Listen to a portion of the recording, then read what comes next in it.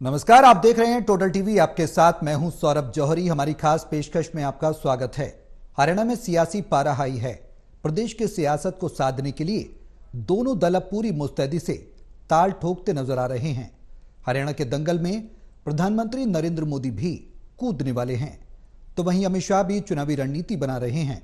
उधर कांग्रेस के दिग्गज संविधान और लोकतंत्र की दुहाई देते हुए आवाज बुलंद कर रहे हैं।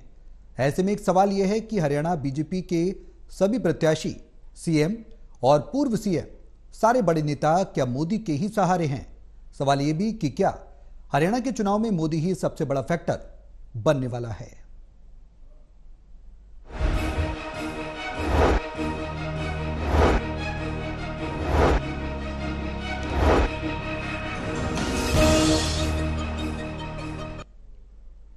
आज इसी मुद्दे पर करेंगे चर्चा कि मोदी फैक्टर हरियाणा में कितना प्रभावी रहेगा और इसका फायदा क्या हरियाणा में बीजेपी को मिलेगा, क्योंकि प्रधानमंत्री के आने वाले समय में रैलियां होंगी, लोगों से जुड़ाव करने की कोशिश की जाएगी और वोटर्स को अपने पाले में लाने की भरपूर कोशिश की जाएगी। तो बीजेपी के तमाम दिग्गज नेता पहुंचेंगे, लेकिन पीएम का जो फेस है उसको लेकर कितना मुफीद ये साबित होगा, कितना फायदा हरियाणा बीजेपी को होता नजर आएगा, इन सवालों के जवाब तलाशेंगे। हमारे सहयोगी हमारे साथ मौजूद हैं।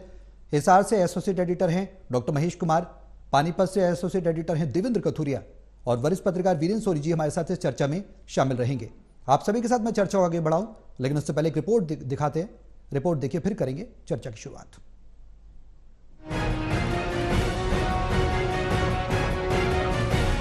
हरियाणा में लोकसभा चुनाव का काउंटडाउन शुरू हो चुका है।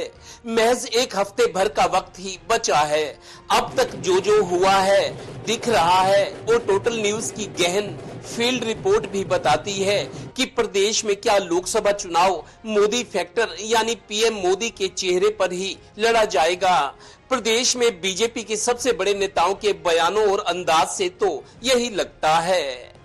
और जब जनता मुकाबला करती है, जनता पूछती है कि भाई ठीक है, इधर तो मोदी जी हैं देश के प्रधानमंत्री, और भाई तुम जीत भी जाओ, पहले तो बात कोई है नहीं सवाल जीतने का, लेकिन अगर कल्पना करके जीत जाओ तो बताओ तो सही तुम्हारा कौन है?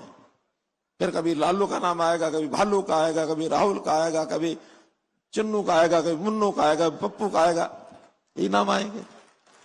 गौरतलब है कि बीजेपी जहां अपने सबसे बड़े स्टार पीएम नरेंद्र मोदी के चेहरे को प्रदेश में आगे रखकर वोट की अपील कर रही है, तो कांग्रेस के प्रदेश के सबसे बड़े नेता पूर्व सीएम भूपेंद्र सिंह हुड्डा इस चुनाव को लोकतंत्र और संविधान बचाने की सियासी लड़ाई बता रहे हैं। उनकी दलील है कि प्रदेश में और दिल्ली में कांग्रेस ने आम आदमी पार्टी से गठबंधन भी इसी नाते किया है। अब सवाल आता है, कांग्रेस इतनी बड़ी पार्टी है और पार्टियां भी हैं, खुद में सक्षम है, ये गठबंधन क्यों बना है? क्या मकसद है ये गठबंधन बनाने का? इसका मकसद एक ही है गठबंधन का कि जो आज हमारे संविधान पे सवालिया निशान पड़ गए हैं, उसको हमने अपने संविधान को बचाना है, इस वास्ते गठबंधन बना है। और संविधान बचेगा तो भाई प्रजातंत्र बचेगी, प्रजातंत्र बचेगी तो तुम्हारे अधिकार बचेंगे, चाहे वोट देने का अधिकार हो चाहे और कोई अधिकार हो। तो इस वास्ते गठबंधन बना है बहुत मजबूत, और सारे देश से खबरें आ रही हैं कि केंद्र में भी इंडिया गठबंधन की सरकार बनने जा रही है। चलिए, अब तो महज दिनों की ही बात रह गई है। दावे अपने अपने, दलीलें अपनी अपनी।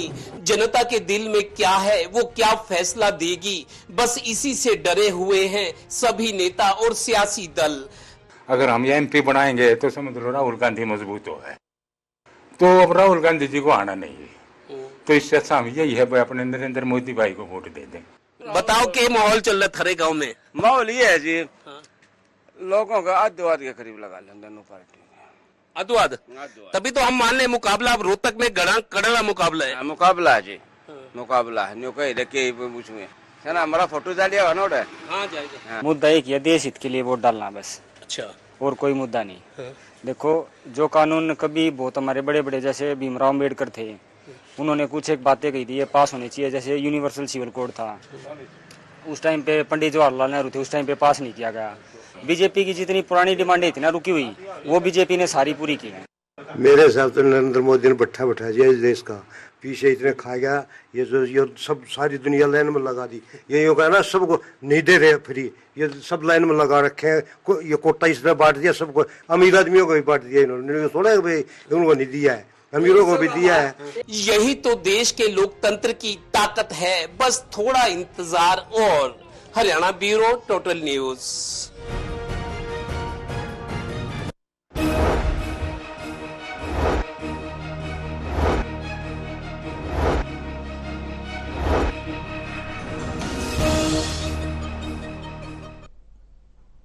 तो सरकार के अपने अलग दावे हैं और विपक्ष के अपने अलग दावे हैं। ऐसे में लोगों की अलग अलग प्रतिक्रियाएं भी सामने आ रही हैं। कुछ कह रहे हैं कि देश हित में वोट डालेंगे, तो कुछ प्रधानमंत्री मोदी का विरोध करते भी नजर आ रहे हैं। अब सवाल यह है, देवेंद्र, आपने लोगों के रिएक्शन भी लिए, आपने जानने की कोशिश भी की कि किस तरीके का माहौल हरियाणा में बनता नजर आ रहा है, लेकिन मोदी फैक्टर जो है वो क्या इस बार काम करेगा, और करेगा तो कितना काम करेगा, क्या लग रहा है? मैंने रोहतक लोकसभा का, करनाल लोकसभा का, अंबाला और कुरुक्षेत्र, इन 4 लोकसभाओं में मैं काफी बार गया हूं।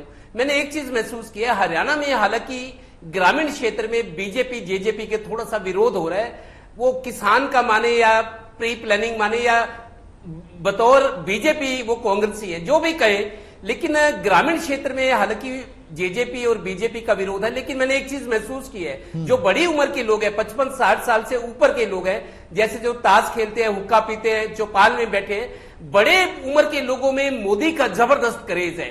मैंने बहुत लोगों से बात की, उन्होंने कहा जी ठीक है, मोदी ने देश के लिए बहुत काम किया, हम तो मोदी के साथ हैं। मैंने कहा जी आप अभी तो आप एक दूसरे आदमी कह रहे हो कि हमारे को नीचे वालों से दिक्कत है, अफसर बात नहीं सुनते, सुनवाई नहीं है, ठीक है, फलाना ठीक है, वो नहीं है, हमारी ये दिक्कत है, लेकिन फिर तुम मोदी का नाम लेते हो।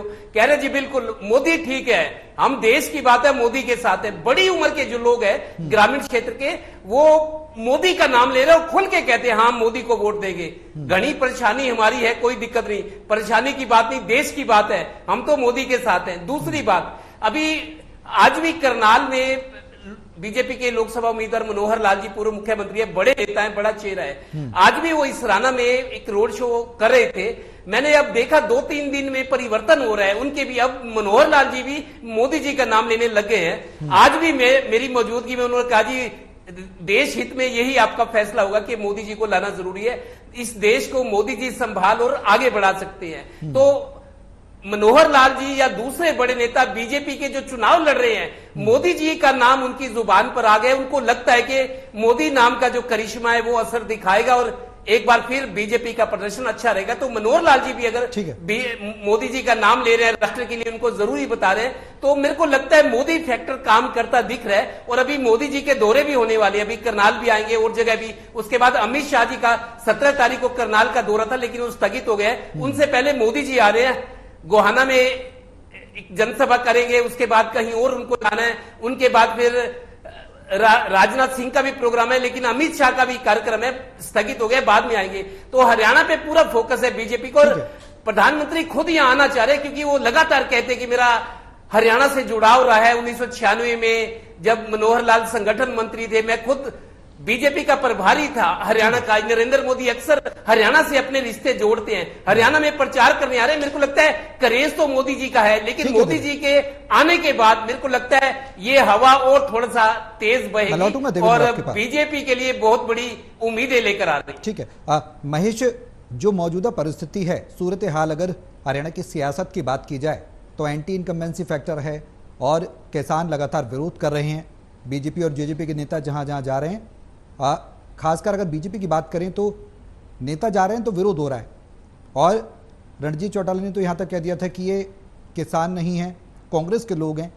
एंटी इनकम्बेंसी फैक्टर को क्या मोदी लहर कम कर पाएगी कि इस तरीके का समीकरण बनता नजर आ रहा है प्रदेश में?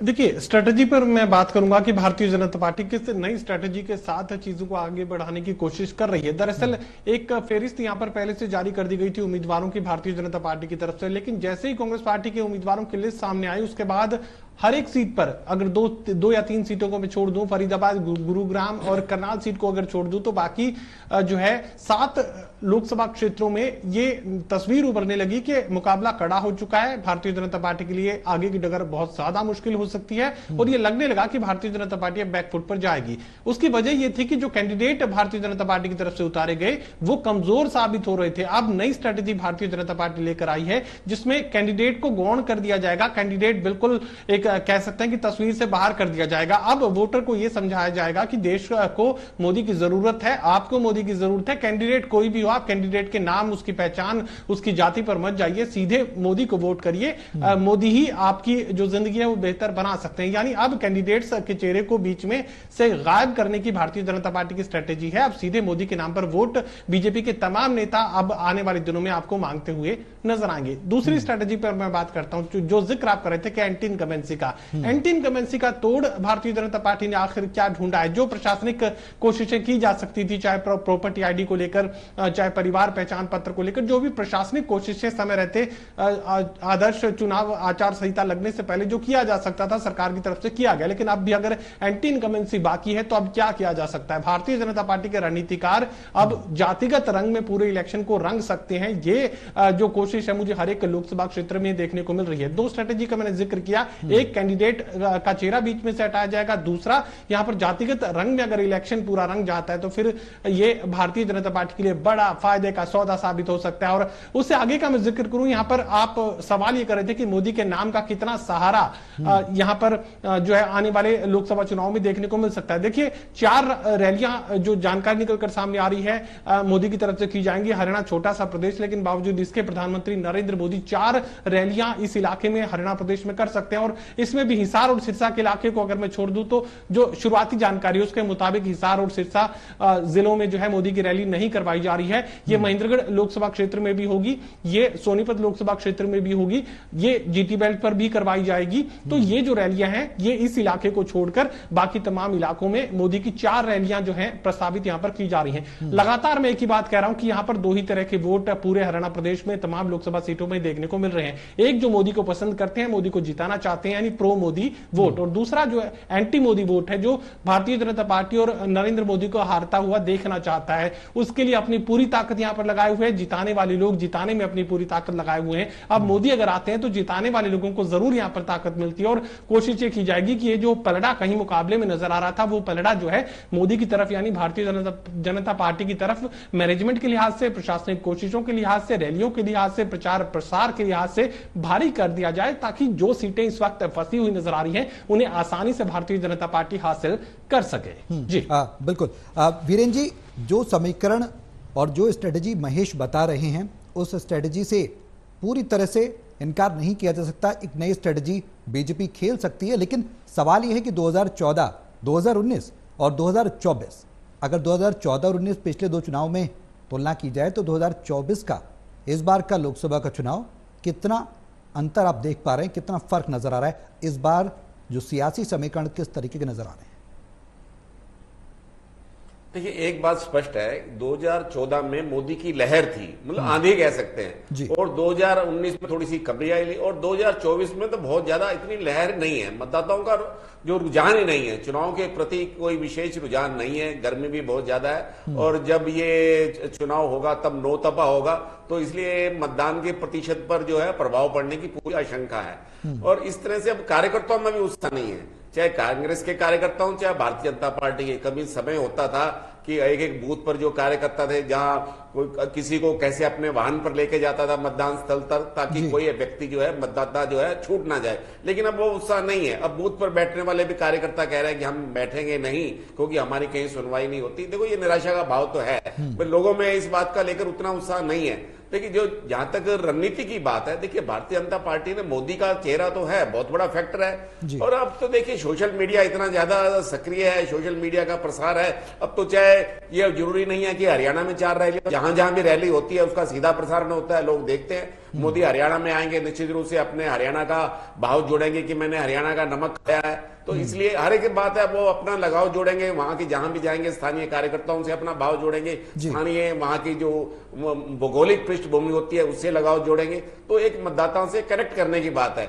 और भारतीय जनता पार्टी ने अपनी रणनीति में भी परिवर्तन किया है कि जिस तरह से जातीय, देखिए ये चुनाव जो है जातीय गणित के पर ही आधारित है। अब हिम्मत सिंह को जो है हरियाणा पब्लिक सर्विस कमीशन का चेयरमैन बनाया गया, रोड बिरादरी से किस कारण से बनाया गया सबको मालूम है। तो ये एक अलग अलग, देखिए जातीयगत फैसले तो होते ही रहते हैं। अब जो अलग अलग डेरों से जुड़े हुए हैं, हालांकि देखिए डेरा राधा स्वामी सत्संग ब्यास उनके काफी यहाँ पर जो है अनुयायी है, लेकिन वो डेरा कभी भी राजनीति में दखल नहीं देता। सिर्फ उनके लिए तो दरवाजे सभी के लिए खुले हैं, सभी दलों के लोग जो वहां आ रहे हैं, प्रत्याशी आ रहे हैं, तो वो कहती है तो भगवान का घर है, इस मारे तो यहाँ कोई भी आ सकता है। और ना ही मतलब इस तरह किसी के स्पष्ट जो है मत देने की अपील की जाती है। वहां तो सिर्फ ये कहा जाता है कि मतदान में भाग ले। और डेरा सच्चा सौदा है, उसकी अलग भूमिका है, निरंकारी मिशन है, उसका एक अलग प्रभाव है। मनोहर लाल जी जो हैं वो भी वहां जो निरंकारी मिशन के प्रमुख हैं, उनके यहाँ भी आए थे, पानीपत में भोजन पर आए थे, क्योंकि काफी निरंकारी हरियाणा में है। तो इसके अलावा देखिए हर एक जातीय गणित के हिसाब से भी ये देखा जाए। अब जो कल 16 मई को पानीपत में सिखों का बहुत बड़ा सम्मेलन होने जा रहा है, तो सिख समुदाय में अपनी पैठ बनाने का प्रयास है, क्योंकि मनोहर लाल जी की एक पुस्तक भी छपी थी सिखों की सेवा में खट्टर, तो उसका विमोचन भी हुआ था।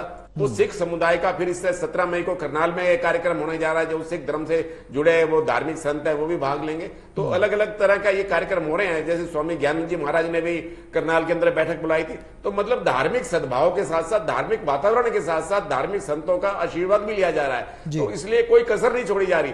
भारतीय जनता पार्टी अपनी चुनाव रणनीति में मोदी के चेहरे पर ही निर्भर नहीं है, दूसरे जो विकल्प हो सकते हैं उन पर भी विचार कर रही है, कोई कसर नहीं छोड़ना चाहती।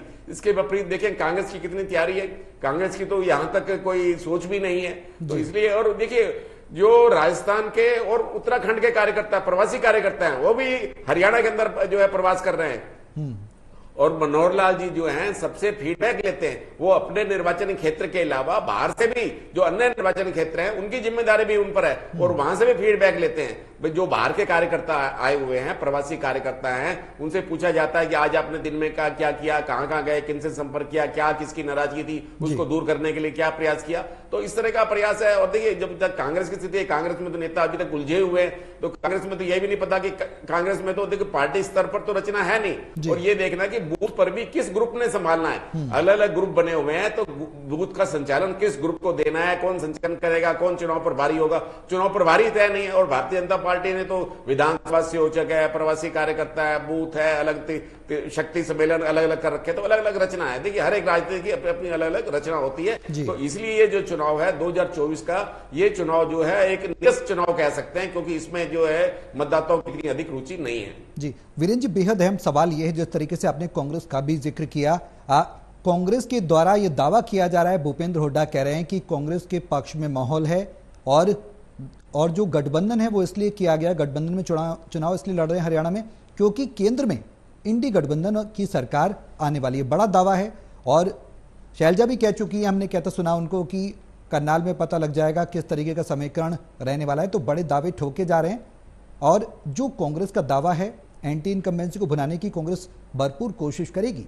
ये दावा कितना दमदार नजर आ रहा है? मोदी मैजिक का कुछ असर पड़ेगा इस दावे पर, या ये दावा हावी रहेगा क्योंकि विपक्ष जो है वो कहीं ना कहीं प्रदेश में इस तरीके का माहौल बना रहा है कि एंटी इनकम्बेंसी का फायदा उसको मिल जाए?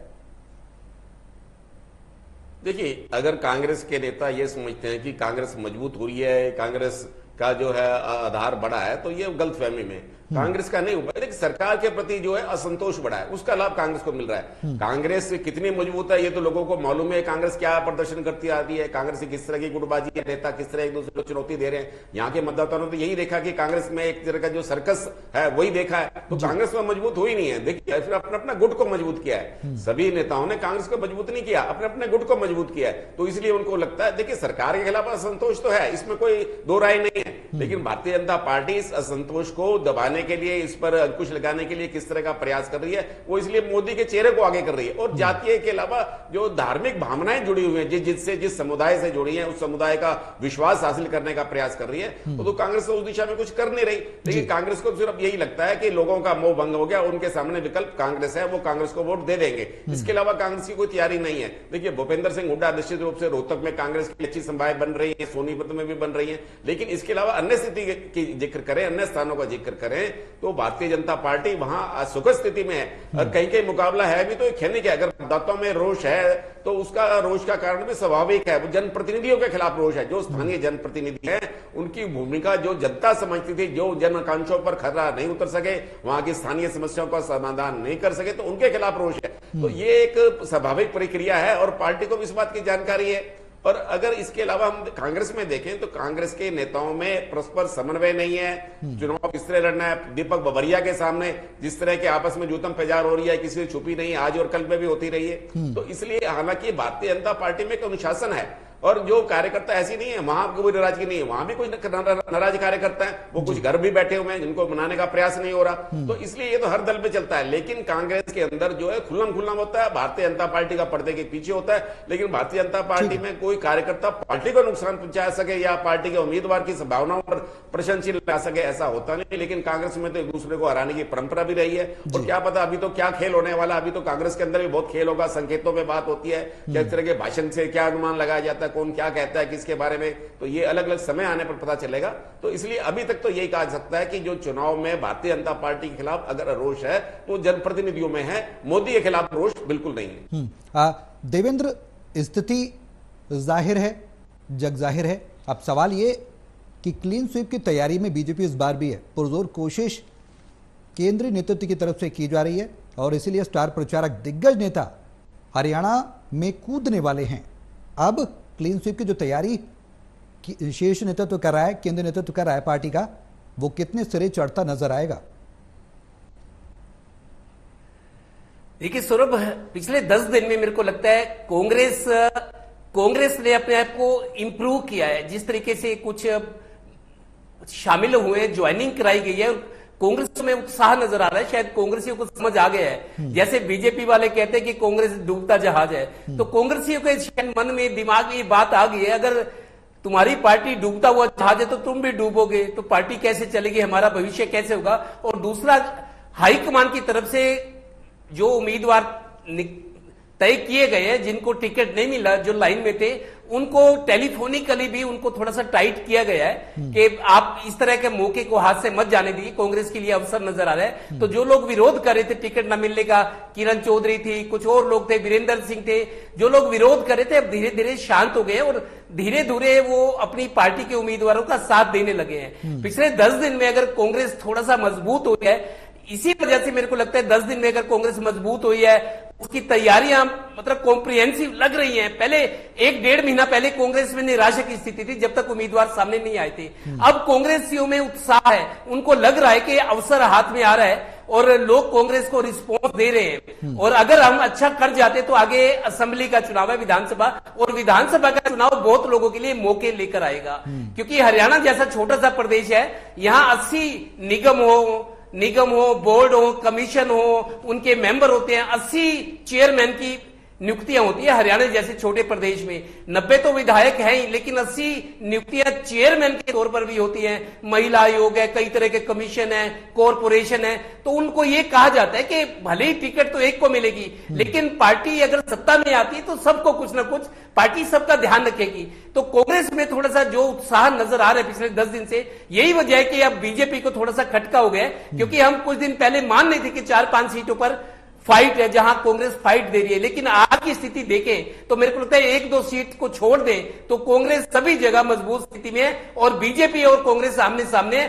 मतलब फाइट जैसी स्थिति है। और कांग्रेस संभावनाएं देख रही है, जहां ये उम्मीद थी कि 2-3 सीटें आ सकती है, लेकिन अब कांग्रेस ही हुंकार भरे। एक बड़े कांग्रेस नेता ने मेरे को कहा कि मेरा नाम नहीं कहना, कांग्रेस को लग रहा है कि या तो कांग्रेस की लोकसभा में हरियाणा में 2 सीटें आएंगी या 10 की 10 आएंगी। तो कुछ संभावनाएं देख रहे हैं। इसी वजह से बीजेपी ने अपने आप को दुरुस्त किया है, जहां जहां कमियां हैं। अब बड़े नेता आने वाले हैं, शुरू हो गए दौरे, तो सिर्फ हफ्ते भर का टाइम बचा है। तो बीजेपी अपने आप को स्ट्रीमलाइन करिए, दुरुस्त कर रही है, जहां जहां कमियां उस कमियों को पाटने की कोशिश कर रही है। यही वजह है कि उनको लगता है कि कांग्रेस से मुकाबला मजबूती का है। तो यही वजह है कि अब बीजेपी बहुत मजबूती से और तेजी से काम कर रही है। अब महेश, जो रणनीति बीजेपी के द्वारा बनाई जा रही है, और बीजेपी के बारे में कहा भी जाता है कि कोई भी कार्यकर्ता या कोई छोटा से छोटा नेता भी पार्टी का शांत नहीं बैठता, वो हमेशा इलेक्टिव मोड में रहता है कि इलेक्शन है, लड़ना है, तैयारियां रहती ही रहती हैं। और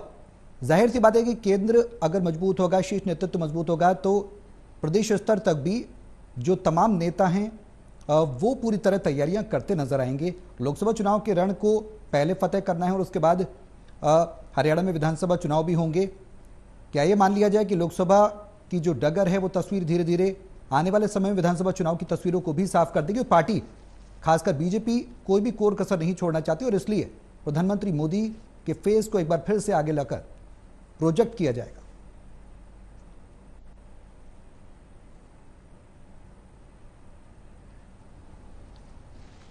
देखिए, तस्वीर तो बिल्कुल साफ है कि हरियाणा में जो आने वाला विधानसभा चुनाव है वो कड़ा संघर्ष यहां पर भारतीय जनता पार्टी को करना है। जिस तरह की परिस्थितियां इस वक्त बनी हुई है, हो सकता है कि किसी सीट पर हार भी हो, किसी सीट पर जीत भी हो, लेकिन मुकाबला कड़ा होगा हरियाणा विधानसभा के लिहाज से कहा जा सकता है, क्योंकि प्रदेश की जो सरकार है बहुत ज्यादा एडवांटेज हासिल नहीं कर पाई, वोटर्स के मन में अपने लिए जगह नहीं बना पाई। हालांकि मोदी को लेकर एक बड़ा सेगमेंट तैयार हो चुका है, एक बड़ा वर्ग तैयार हो चुका है जो मोदी की फैन फॉलोइंग में शामिल है। लेकिन यहां पर क्या खट्टर की फैन फॉलोइंग है, क्या नायब सिंह सैनी की कोई जातिगत आधार को अगर मैं छोड़ दूं, अगर सैनी फैक्टर को मैं छोड़ दूं, तो क्या उनकी कोई फैन फॉलोइंग है बतौर मुख्यमंत्री? तो यकीनन ये बात मैं कह सकता हूं कि मोदी की अपनी फैन फॉलोइंग है। लोकसभा चुनाव के लिहाज से तो ये फिर भी आसान है भारतीय जनता पार्टी के लिए, लेकिन जब बात विधानसभा चुनाव की आएगी तो उस वक्त ये डगर और ज्यादा मुश्किल भरी भारतीय जनता पार्टी के लिए नजर आ सकती है। अभी मुकाबला कड़ा है और शुरुआत तो एक सीट से की गई थी। शुरुआत में तो यह कहा गया था कि सिर्फ हो सकता है कि रोहतक सीट पर मुकाबला हो, लेकिन जितने मजबूती के साथ भारतीय जनता पार्टी 10 की 10 सीटें जीतने का दावा सामने रख रही थी, उसके बाद ये लग रहा था कि शायद दीपेंद्र हुड्डा के लिए भी जीतना मुश्किल होगा। लेकिन जब कांग्रेस पार्टी के उम्मीदवारों की लिस्ट सामने आ जाती है और कार्यकर्ताओं का जो जोश यहां पर कांग्रेसी कार्यकर्ताओं का देखने को मिलता है, एक बार तो ये लगा था कि जो कांग्रेस में हमेशा होता रहा है, कांग्रेस के नेता कांग्रेस को हरा देंगे, लेकिन एक के बाद एक तमाम जो नेता वो पार्टी के साथ खड़े हुए नजर आए। उसकी सबसे बड़ी वजह यही थी कि वो जनता के मूड को समझ रहे थे। आप इस बात का यकीन मानिए कि काफी बड़े एक वर्ग ने तो अपने ही नेताओं को यह कह दिया है, भारतीय जनता पार्टी में जो लोग हैं उन्हें यह कह दिया है कि आप इस चुनाव में फोटो खिंचाइए, चुनावी रैलियों के मंच पर खड़े रहिए, लेकिन अगर बीच में खड़े होने की कोशिश की तो आने वाले विधानसभा चुनाव में आपके लिए बड़ी मुश्किलें हो सकती है। और ये जो तमाम नेता हैं अब सिर्फ फोटो मोड में हैं, अब सिर्फ रैलियों के मंच पर नजर आएंगे। बहुत ज्यादा कोशिश अगर की तो इनका अपना कोर वोटर जो इनके अपने विधानसभा क्षेत्र में है वो इनके खिलाफ खड़ा हो सकता है। इस तरह के खतरे पैदा हो चुके हैं। तो कोई भी ये ना समझे कि डगर आसान है, कोई भी ये ना समझे कि लड़ाई एक तरफा है, मुकाबला कड़ा है। 2 सीटों को लेकर यह जरूर कहा जा सकता है कि अभी स्थिति मुकाबले वाली मैं नहीं कह सकता, लेकिन 7 से 8 सीटों पर कड़े मुकाबले का सामना भारतीय जनता पार्टी को इंडिया गठबंधन के उम्मीदवारों से करना पड़ रहा है। जी वीरेंद्र जी, लास्ट कमेंट में आपसे लेना चाहूंगा। इंडिया गठबंधन के उम्मीदवार जिस तरीके से महेश ने भी जिक्र किया कि कड़ा मुकाबला बीजेपी को करना पड़ेगा, इसमें कोई भी दो राय नहीं है।